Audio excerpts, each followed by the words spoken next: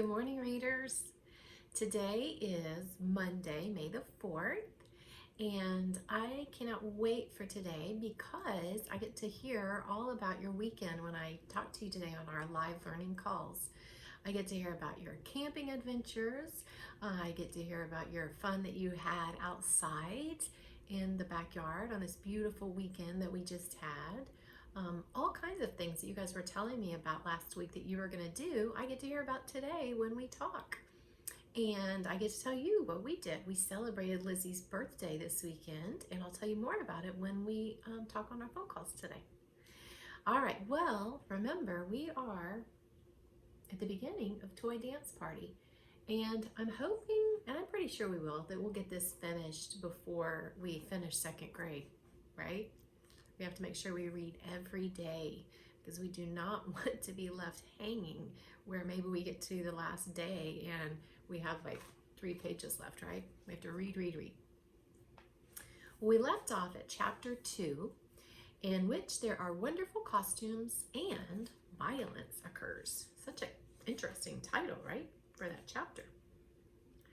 The next morning, when the family is downstairs in the kitchen, Plastic rolls over to where Lumpy and Stingray are still drawing on the radiator. I didn't know the toy mice had names, she whispers to her friends. Did you? Lumpy didn't. I've been calling them mice, or just mouse if there was only one, says Plastic. Me too, confesses Lumpy. Just, hey there, mouse, or come here, mice, like that. Do you think they're mad? Worries Plastic. How could they be? Sniffs Stingray. They're only mice. But we didn't know their names, cries Plastic. Speak for yourself. Stingray flips over to get the warm radiator heat on her back. I knew. Of course she did. She's such a know-it-all, right? You did? Did you know what their names were? Stingray wavers. Here we go. Not exactly, but I knew they had nice mouse-like names, just like they do, like Bonko. That's precisely the kind of name I thought she'd have. Coughs Plastic. What? Bonkers, corrects Plastic. It's bonkers, not Bonko. Whatever, sniffs Stingray. I knew she had a name, is what I'm saying. He, says Plastic. What? That plump mouse, Bonkers, is a he. How can you tell? asks Stingray. He told me. Plastic bounces once slightly. Lumpy shakes his head, reflecting. I thought they were all called mouse. Like Stingray is called Stingray and sheep is sheep. And rocking horse is rocking horse, adds Stingray. Coughs Plastic. What now? Stingray's irritated. Plastic explains. The horse is called Highlander. I thought everybody knew that. Well, do you know the girl's name then? Harumps Stingray to cover her embarrassment. Do you, huh? Yeah, says Plastic. Yeah, you mean you know it? Sure, Plastic twirls in self-satisfaction. What is it? Stingray's too curious to pretend anymore. Honey, replies Plastic. That's what her mom and dad call her when they wake her. They say, get up, honey.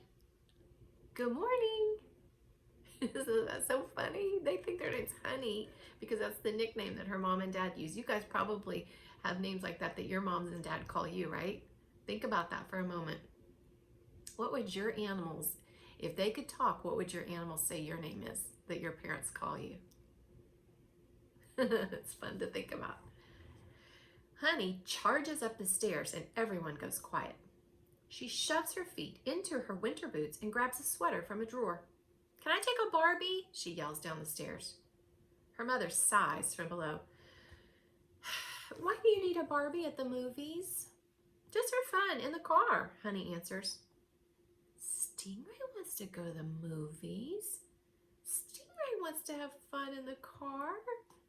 Why should a silent Barbie get to go when a knowledgeable and beautifully blue Stingray is available instead? While Honey's back is turned, Stingray leaps off the radiator and scoots herself as close to the vinyl Barbie box as possible. She tries to look adorable.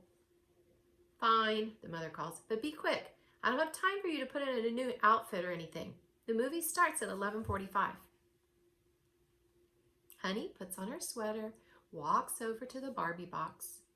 There is Stingray on the floor, looking up with those big eyes. Stingray wants to go to the movies too, Honey yells down the stairs. She's never been. Stingray or a Barbie, her mother answers, not both. But I want to take Stingray. So leave the Barbie, says her mother. Let's go.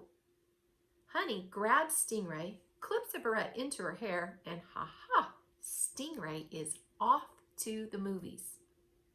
And the Barbie box remains unopened. When Stingray returns, she is glowing with happiness. 3 hours alone with Honey. 3 hours of specialness forever and ever.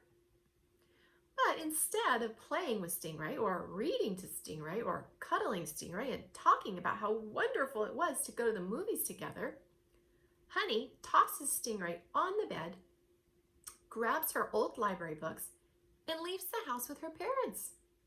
The toys are alone again. The specialness is over. Plastic, Stingray calls, pointing a flipper.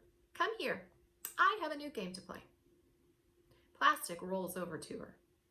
I will be Princess Daisy Sparkle, Stingray announces, and you can be my ugly fairy pet. You guys think Plastic's gonna like that? Okay, I'll be a fairy. Plastic bounces up to join Stingray on the high bed. My name is Dimple. Stingray crinkles her nose. Nope. Your name has to be Wiggy. Wiggy is Daisy Sparkle's pet fairy. How about Pimple, offers Plastic, or Plum Cake, or Pancake. It's from the movie I saw, says Stingray, the fairy treasure. You have to be Wiggy. Here, let me explain. You guys, Plastic calls out, Stingray's going to tell us about the movie. Lumpy and the mice trot over to listen. Highlander perks up. Even Sheep rolls over, yawning. Plastic bounces down to join her friends, and Stingray looks upon them all from the wonderful height of the bed. They're all paying so much attention. The movie theater is big, Stingray says. Bigger than a school, if you've been to school, like I have. It's dark inside and smells like popcorn. People eat popcorn in the movies. It's a whole room full of people eating the same food in the dark, just popcorn. Oh, and candy. Then the movie comes on and it's like being in a cave that's full of butter smell. A cheese cave? Cries Plastic. Cheese is when you put milk in a cave. I'm telling about the movie, Stingray reminds her. Tell the story, squeaks the mouse, called Bonkers. Tell it now. Stingray fluffs her plush out. Princess Daisy Sparkle is the kindest, most excellent princess that ever lives, she explains. And she's so special, the whole kingdom loves her. She wears a royal blue dress and then a sky blue dress. She has hair down her back, really long, and she rides a unicorn. She has an ugly fairy pet called Wiggy, and these mean guys try to get the fairy treasure. Ooh, cries Bonkers, mean guys. Stingray continues. Daisy Sparkle meets a prince, and there's a villain chasing after them. What's the name of the prince? Asks Lumpy. It's not important, says Stingray. He's a prince. Then Daisy Sparkle wears a navy blue dress and saves the treasure. But she gets caught. And the ugly fairies come to her rescue. And then it's the end. It was so good. What happens to the villain? Asked Lumpy. Till tomorrow. Make it a great day, guys. I love you.